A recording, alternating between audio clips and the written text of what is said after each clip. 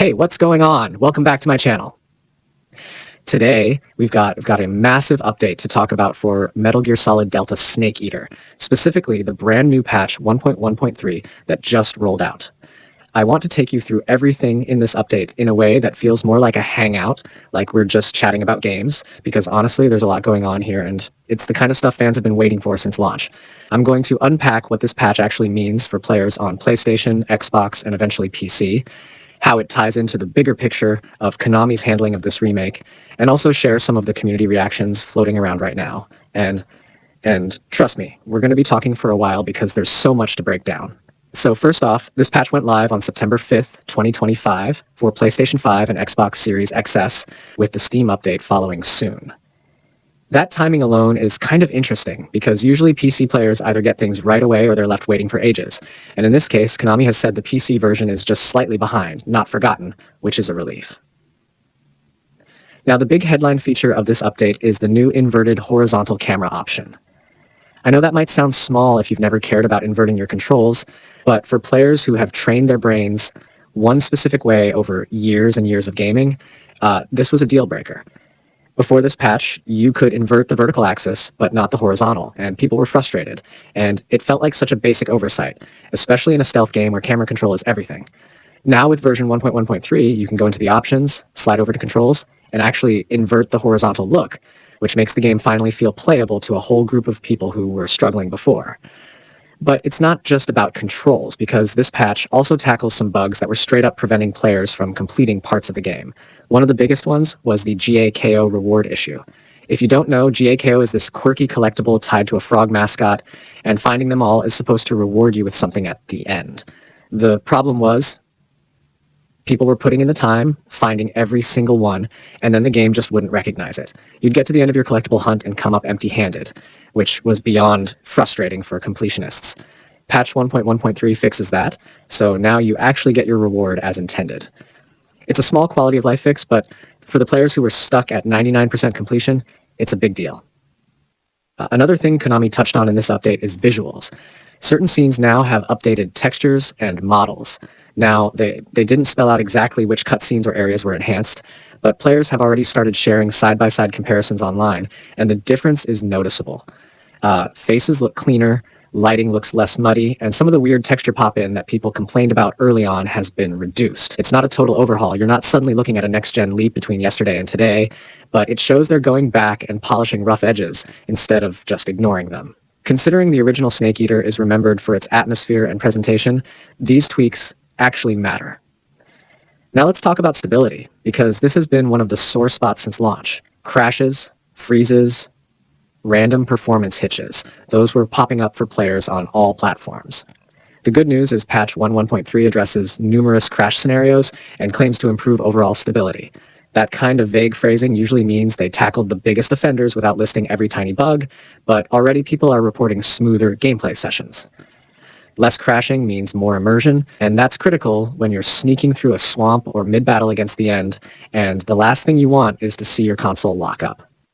Something else I think is worth mentioning is how Konami framed this patch in relation to what's coming next. They didn't just push the update and leave it at that. They also outlined a few features that are in the pipeline. For PC players on Steam, they're working on proper 21.9 ultrawide support, which will apply during gameplay but not during cinematic demo scenes. That's going to make a huge difference for people with ultrawide monitors, since right now, those players either have to deal with black bars or stretched images. They're also adding an in-game system specs checker on PC, which might sound kind of nerdy, but it's actually really useful. Instead of guessing whether your rig can handle certain settings, the game itself will give you a clearer picture. For PlayStation 5 Pro owners, they're introducing a way to select your rendering mode.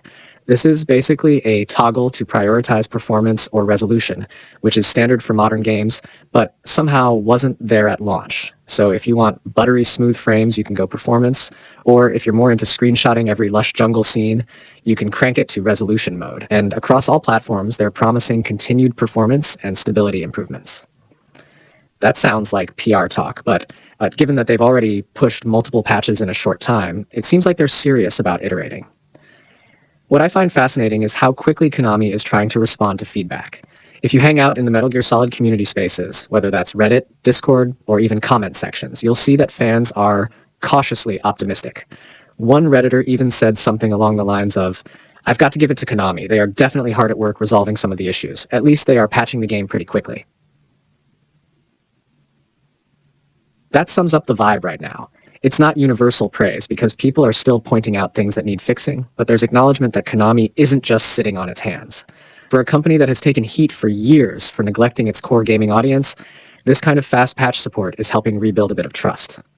Now, let's zoom out and think about what this means for the remake as a whole. When Delta launched, the reception was a little complicated. On one hand, you've got a faithful recreation of one of the greatest stealth action games ever made. On the other, you had technical hiccups, missing features, and odd choices that made it feel unfinished in spots. A lot of reviewers said some version of, "This is still as incredible as the original, but it's because it's almost exactly the same game, flaws included."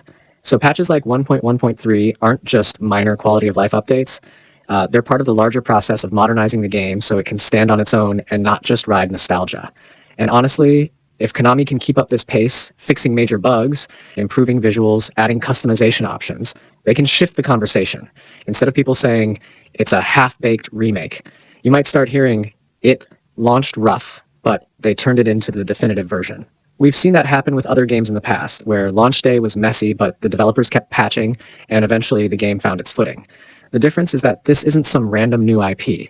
This is Metal Gear, with a legacy and a fan base that is both passionate and demanding. You don't get away with mediocrity when you're remaking Snake Eater. Something else to talk about is the way these patches highlight just how much pressure is on Konami. Think about it. This is their chance to prove they can still handle AAA releases with the kind of care players expect. If they mess up, people will say, "Yep, Konami is still Konami, out of touch and careless." But if they stick the landing, suddenly there's a narrative that Konami is back, that they've learned from their mistakes. And maybe, just maybe, they're preparing for bigger moves with the franchise. And considering the rumors that Delta might be the first in a line of remakes, the stakes couldn't be higher. I want to also address how players are experiencing these patches on a personal level. When you're in the middle of a boss fight or trying to sneak past guards in a tense section, the smallest technical hiccup can completely shatter the experience. Imagine you're crawling through the grass, carefully timing your movements, and then the game stutters or crashes. All that tension evaporates, and instead of being Snake, you're just someone staring at a frozen screen. That's why these stability improvements matter so much. They're not glamorous, they don't make headlines the same way new features do, but they restore the magic of the game.